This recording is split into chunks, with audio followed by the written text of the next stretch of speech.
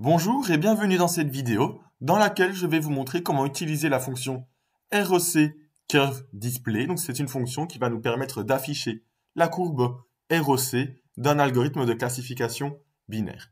Et dans cette vidéo, je vais utiliser des points fictifs ainsi que l'algorithme de régression logistique. Alors, première chose à faire ici, c'est d'importer les librairies. Donc j'importe matplotlib.pyplot as plt et j'importe aussi numpy as np. Donc j'importe ces deux librairies et ensuite je vais créer ma base de données tout d'abord pour l'entraînement, donc le xtrain avec le ytrain. Et donc je vais créer 10 points fictifs dont on va avoir ici à chaque fois la valeur de y pour chaque point.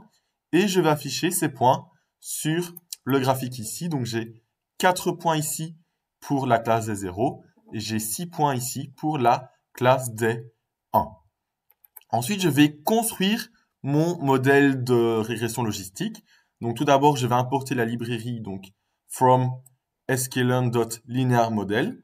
J'importe, donc import, logistic regression.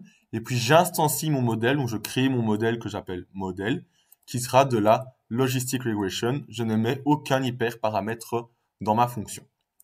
Je lance ceci. Je fais ensuite un fit sur ma base de données d'entraînement. Et je peux ici afficher la courbe qui a été créée par l'algorithme. Donc, je crée ici mes points en abscisse. J'affiche ici mes points de ma base de données d'entraînement. Et j'affiche ici ma courbe qui a été ressortie, donc ma courbe de régression logistique. Ensuite, je vais faire l'évaluation. Donc, je vais créer ici des points fictifs. Donc, je crée ici ma base de données pour l'évaluation X-test, Y-test. Voilà, que j'affiche ici sur un graphique. Et j'affiche également la courbe en rouge ici, donc la courbe de notre modèle.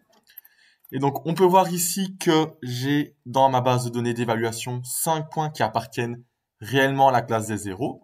On peut voir que ces deux points-là, si on fait la projection sur la courbe, ils vont être prédits comme appartenant à la classe des 1, donc ça sera des mauvaises prédictions.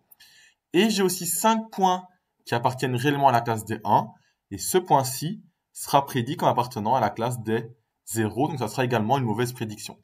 Donc si je regarde ici mes prédictions, là j'ai les 4 premiers points qui appartiennent à la classe des 0 et les 6 derniers qui appartiennent à la classe des 1, tandis que dans les vrais labels, j'ai les 3 premiers qui appartiennent à la classe des 0, puis le 4e qui appartient à la classe des 1, puis les 2 suivants qui appartiennent à la classe des 0, puis le reste qui appartiennent à la classe des 1. Et donc maintenant, ce que je vais faire, c'est que je vais vous montrer comment utiliser la fonction ROC Curve Display. Et je vais vous montrer comment afficher cette courbe via deux méthodes différentes. Donc la première méthode, ça sera avec le FromEstimator. Et la deuxième méthode, ça sera avec la méthode FromPredictions. Donc, je vais commencer par la première méthode. Et tout d'abord, on va devoir importer la librairie. Donc, on fait from sklearn.metrics, import ROC Curve Display. Et ensuite, on peut utiliser ROC Curve Display from estimators. Et là, on introduit notre modèle, donc le modèle qu'on a créé ici. Et puis, on précise le X-test et le Y-test. Et dans ce cas-ci, ça nous sort la courbe ROC du modèle. Je vais vous montrer maintenant la deuxième méthode. Et tout d'abord, ce qu'on doit faire, c'est importer la librairie metrics. Donc, from sklearn import metrics.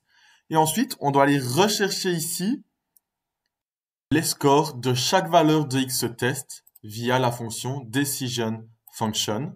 Donc, si je fais ceci, que je fais un print de ça,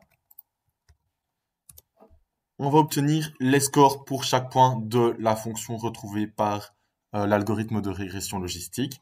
Et ensuite, on peut faire ici metrics.rocCurveDisplay.fromPredictions. On va rechercher notre Y-test et les scores de prédiction de chaque point. Et donc, si je lance ceci, on obtient cette courbe ROC qui est la même que celle-ci. On a bien la même R sous la courbe, donc Area Under the Curve, qui est de 0,92 pour les deux courbes. Donc voilà, cette vidéo est maintenant terminée. Maintenant, vous savez comment utiliser la fonction ROC Curve Display.